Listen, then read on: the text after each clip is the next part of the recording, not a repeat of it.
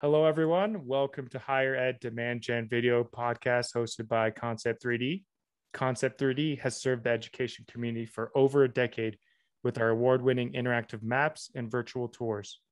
Improve your campus communications, engagement, and recruitment with our powerful visual communication solutions. My name is Shiro Hotori, and I will be your host today. I'm speaking from my home office here in Silverthorne, Colorado. It's an hour west of Denver, Colorado. And I am joined today by Yeprim from the Los Angeles Pierce College. And he is on the department chair as well as a communication studies and director of honors transfer program as well. Thanks, Yeprim, for joining us today. Do you want to start us off with the quick fun fact and an intro about your school and position? Oh, sure. Oh, wow. Fun fact. So Pierce College actually has more square footage acre-wise than UCLA. And we're an agricultural college with over 470 acres. I guess that's a fun fact. And so we have donkeys in our ag program that are not nice. I guess that's another fun fact, but we always advise our students not to go up and pet any of them or yeah. But we don't only have donkeys, we have other things too. But yeah, and again, my name is Yeprim, and I'm the department chair for communication studies and the director for the honors transfer program here at Los Angeles Pierce College. That's awesome. Thank you. So I got a couple questions lined up here today based on our previous conversation. So one thing we talked about is why community college is perfect for Gen Z, especially in California. Do you want to talk about a little bit more about that? Sure, I'm happy to. You know, there's myriad of, I would say, values and characteristics that you know accompany Gen Z, and a few of them that sort of stand out, which are important, are like stuff like, you know, independence. You know, they're independent, they're more diversified with experience and so forth. They understand diversity. They're financially savvy. You know, there's always different ways of thinking. You know, Gen Z is usually multitask. And then they want human interaction. That's what we've noticed. Now, just to sort of backtrack with higher ed, you know, the pandemic sort of threw us, but everyone else in a loop, and we have to sort of move remote. From a communication perspective, and that's what I'll sort of share with you why it's important. Community college is perfect for Gen Z, is that, you know, it does touch on certain things, like that whole independence aspect of it.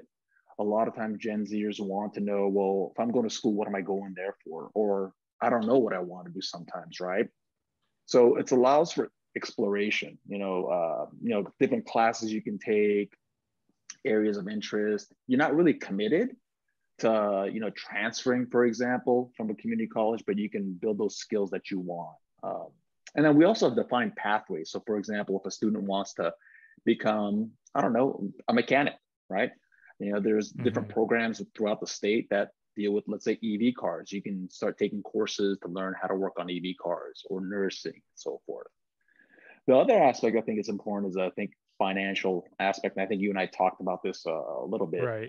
You know, Gen Z is a little bit more savvy with finances, right? So they saw, for example, the millennial parents or even, you know, older parents, you know, have all this debt with college.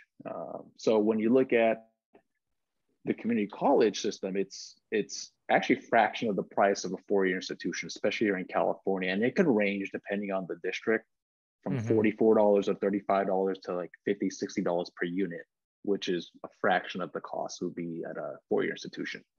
But also, we in California have a great program called the Promise. And the Promise basically provides free tuition free of charge to anyone who qualifies. And so you can go through college 2 years or 3 years of community college for free. And along that also, we're moving towards what we call an OER. So OERs are basically online resources, educational resources, and most of them are free. And so textbooks, we as a department try to get as many OERs to help our students out so they don't have to spend money. I think one other thing I think it's also important is just the different ways of learning, I think are something that we attach with Gen Zs. And when I say that, in an interaction, like let's say face to face, I always talk with my students regarding, we have to learn how to learn, right? But Gen Zers are savvy. Like you've been born with, an iPhone. We like to use that as an example.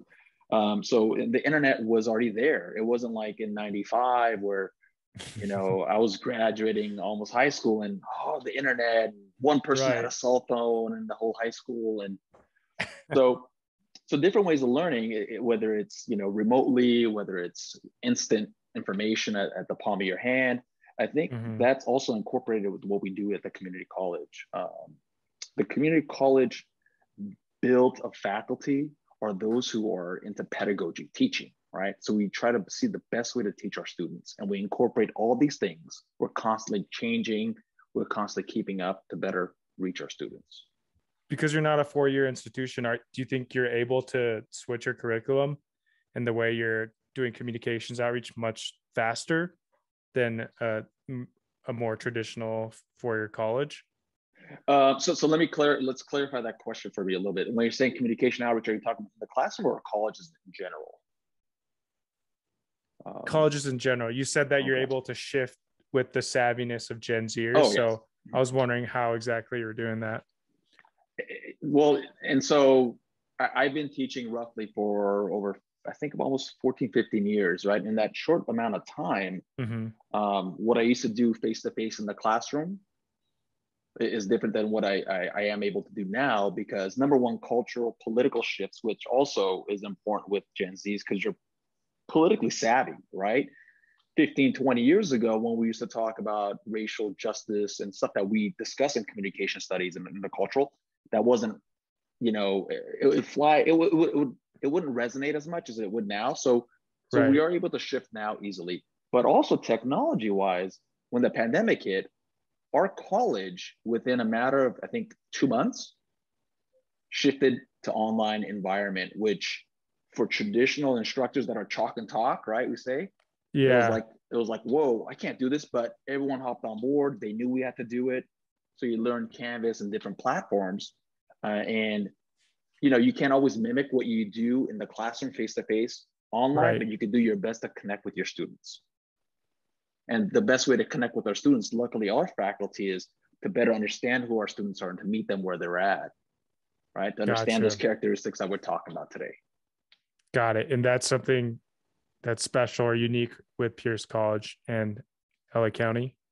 Especially with Pierce College. Our district, we have 9 colleges in our district, one of the largest in the nation. I think we did a pretty good job of just, for our faculty moving on. 4-year institutions do a great job as well. I think just to touch on that, I think what sets us, I don't want to say completely apart, is, a D1 or D2 institution that are 4-year that are based on research. They have amazing instructors too, great professors. I think with the 2-year college, we're focused on just the student and teaching instead of the research aspect. I always tell my students when they say, well, what do you mean by that? I say, my colleagues at the 4-year do the research, immaculate research. We read it, we learn it, and then we disseminate it to you the best that we can, so that you're able to pick up that information, grow, and then move on to the next level. Got it. That makes a lot of sense. I know you help also with a lot of the honors transfers program as well. Do you want to tell us a little bit about that as well? Sure. I'll boast a little bit too. So our program on campus, the honors one, and again, I'm connecting with communication, but also with our current students, what they want to do. A lot of them are like, I want to come here and I want to go to UCLA. And I'm bringing UCLA up because we're in the region, and that's who we have an agreement with, amongst several other, 4-year institutions.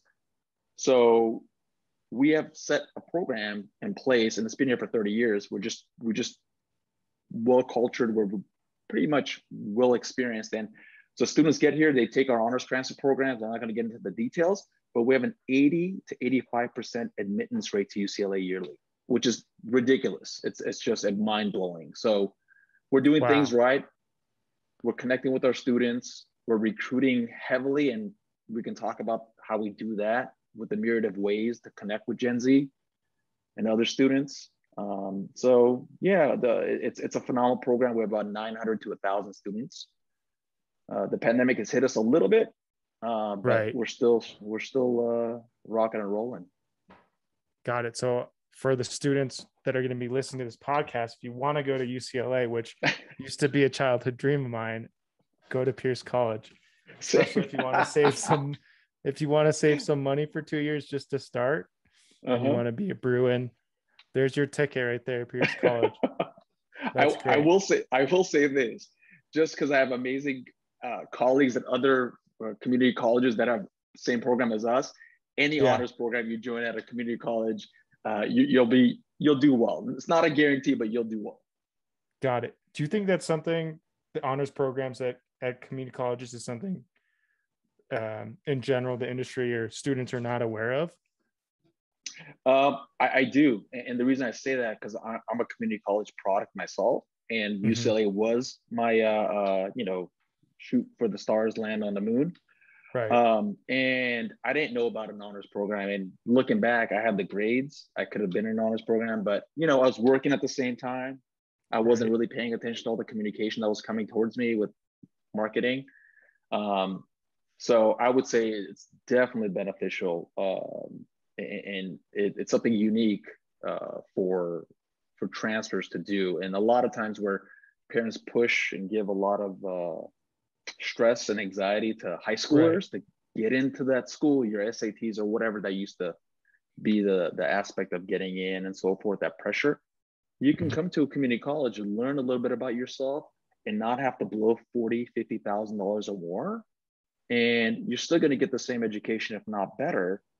And I always tell, sometimes we had like helicopter parents, right? And where they want to know what their kids are doing and so forth. I mean, they're down the street from you or your local community college. Um, Right. so there are opportunities, definitely. Got it. Yeah, I honestly, if I look back, I did running start, so I did early community college. It's now actually an accredited college now, Mm-hmm. but I did running start, but I didn't know anything about an honors program. If I try to think back, so yeah, I think there's Definitely, definitely some not enough news there. Okay, definitely. next question I have is, how do you engage in community development from a Marcom lens? I know we talked a little bit about this before, but just keeping your community engaged with your school, especially now that we're in these pandemic times still, partially depending on where you live. Do you have Sure. any advice for doing that? So fortunately, I'm in a department where people sometimes say with a pun like communication, like this is your expert area, but I think Right. I'm just surrounded by we have 8 full-time faculty members in my department, and they're just amazing. So we're always, and by the way, the demographics and age and gender and sex is just different. And the cool thing is we've built a culture where we talk about who our students are and how to reach them instead of saying, let's just do the same old thing that we've been doing. It's more of an inclusive, progressive look at engagement. So what does that mean? Understanding Gen Z and our student population, not only Gen Z, but we do Mm-hmm. have older students as well. And so what do we do? We've been doing everything in the pandemic, I'll be honest. So it's from reaching out to our students who meet certain requirements and sending them an email. Our Mm-hmm. social media, we've been using, for example, IG is always there.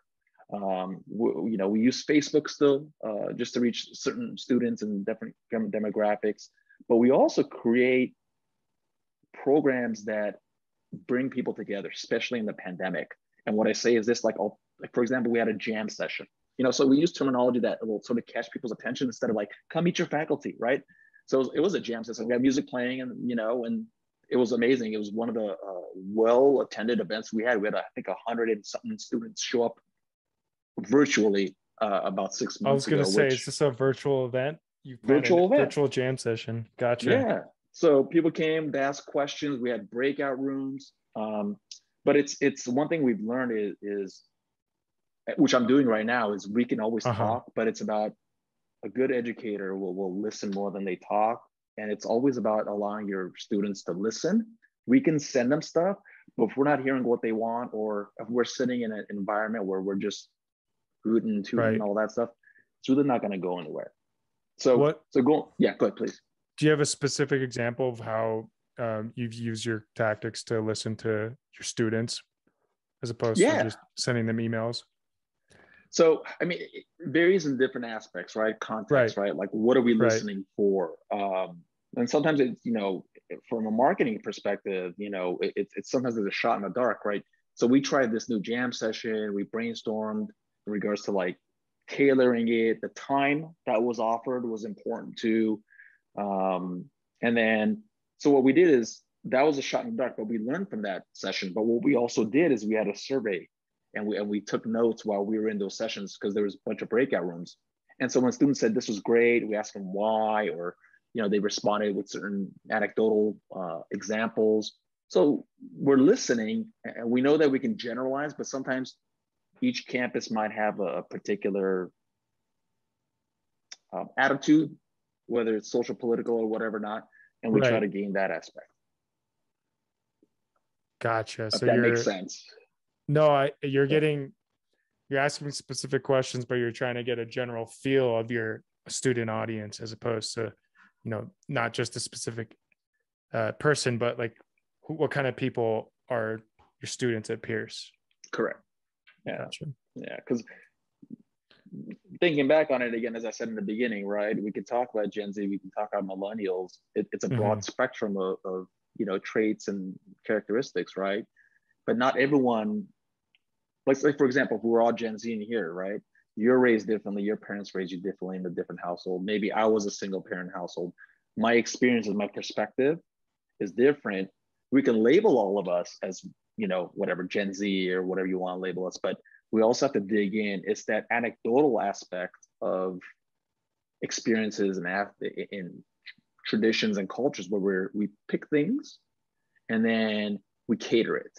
So, when we talk about markets, right, different markets, right, every market's different, right? You could be in Right. the same regional area, but if you're marketing or targeting a certain group of people, as an example, where we live south of Ventura Boulevard or north of Ventura Boulevard, you're looking at a major demographic shift and change, whether there's political, social, and so forth, economical especially. So needs, and we might be in the same area, same constituents, but different markets. And so it's a game. It's sometimes trial by Right. error instead of casting a wide net. Got it. So you're really working on some segmentation of your audience as part of your outreach as well, or you're testing it out. Correct. We try our best. Gotcha. We try our best, whether I it's mean, intentional or unintentional. Sometimes, I'll be honest. right. Yeah. No, I mean, I'm in marketing. I know it's a testing game. Um, and I just had another question as well. Do you have any Please. advice for any junior marketers trying to enter higher education, marketing and communications? Do you have any advice for them coming into 2022, 2023? I do. I'll be honest, and I think this is advice I would give even a potential faculty member in general. You can have all the skill sets, you can have the knowledge, you can have the tools, right? Nothing beats willpower. And I'm talking about this because if you come in to a situation or you're taking a job, and this happens, I've hired different areas and on campuses, and whether it was at a 4-year I was at or here, it's always been that person that has the will, but also that go-getter. You can be a go-getter, but is it an authentic go-getter? So have that will, be authentic.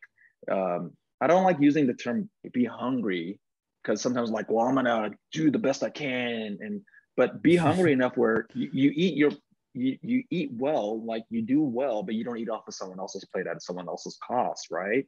So be yourself. And honestly, Gotcha. I'll be frank and honest with you in here. I'm not even supposed to talk about this stuff, right? So we get faculty members that have amazing degrees, right? But then you Right. get into a conversation with them and you're like, whoa, where's this going? Like, there's no connection. Like it almost seems like sometimes they just want to get a job just to get a job, right? So I would say be a go-getter, but have goodwill, be authentic. I would say those terms.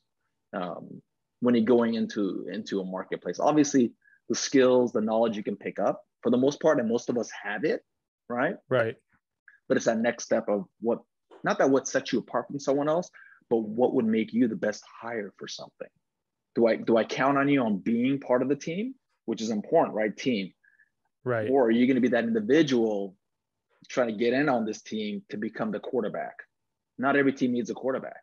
Sometimes teams win because they're all very encompassing. Right. Go Rams, by the way. I'll throw that in there. I watched the game last night. Incredible. Great game. Sorry, I had to throw that in there. No, it's I okay. cut you off. I'm partially from LA, so I was rooting for them too, at least over the 49ers. That's awesome.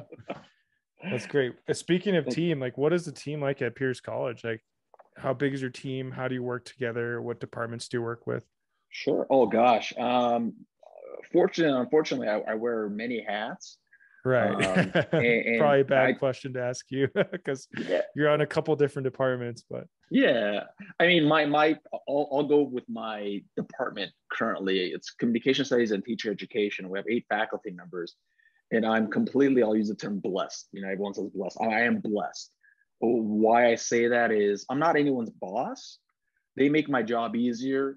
They see the vision of the department, and they see the goals. So with any team, you have to have a vision and goals, right? And I can come up with all my goals or vision, but if the department doesn't, see it, it doesn't work. So it has to be sort of like a democratic look. So when we are in meetings, everyone has a voice, and everyone should have a voice. I'm not the only one in that room. So that's one team that I work with. The foundation, Pierce College Foundation, it's a different group of constituents, more professional, when I say professional, non-educational, because they're an entity that works with the campus and for the students. Okay. So it's a different beast.